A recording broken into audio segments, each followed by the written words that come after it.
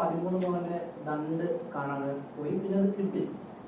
എങ്ങനെ ആളാരാണ്, എങ്ങനെയാണ് പോയത്? ഇത്ര സുരക്ഷാ സംവിധാനങ്ങളുള്ള ഒരു സ്ഥലമാണ്, ഇതുവരെ ഐഡന്റിഫൈ ചെയ്യാനൊന്നും പറ്റില്ല. അപ്പൊ ഞാൻ മനസ്സിലാക്കുന്നത് നുണപരിശോധനയ്ക്ക് ജീവനക്കാരെ വിധേയമാക്കാൻ പോലീസ് പോകുന്നതാണ്. എന്താണ് സംഭവിക്കുന്നത്?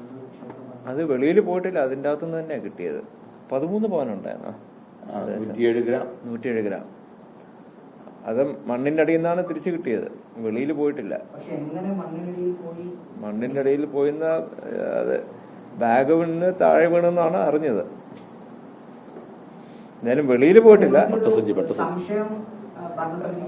ആരും മനഃപൂർവ്വമായിട്ട് എടുത്തുകൊണ്ട് പോകാനോ ഒളിച്ചു വെക്കാനോ ഒരിക്കലും ചെയ്യൂല എന്നാണ് ഞങ്ങളുടെ എല്ലാവരുടെയും വിശ്വാസം.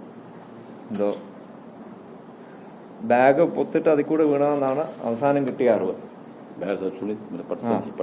തുണി ബാഗ്.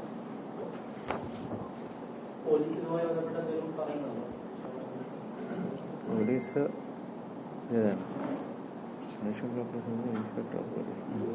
ഇപ്പൊ ഇൻവെസ്റ്റിഗേഷൻ നടക്കുകയാണ്. ഇപ്പൊ പോലീസ് പറഞ്ഞ ഇൻവെസ്റ്റിഗേഷൻ നടന്നുകൊണ്ടിരിക്കുകയാണ്.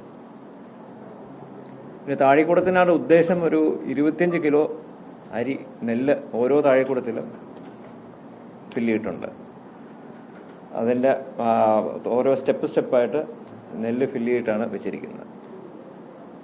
പലപ്പോഴും ഇതുവരെ പുറത്തേക്ക് പോകുന്ന വസ്തുക്കൾ, അതായത് ക്ഷേത്രത്തിൽ നിന്ന് കാണാതെ തിരിച്ച് കിട്ടുന്നുണ്ട്. പക്ഷെ ഇങ്ങനെ കൊണ്ടുവരുന്ന സാധനങ്ങൾ ഒറിജിനലാണോ മാറ്റി പഴയതാണോ നമ്മൾ പരിശോധിച്ചിട്ടാണോ നമ്മളകത്ത് എല്ലാം പരിശോധിച്ചിട്ടാണ് വെക്കുന്നത്.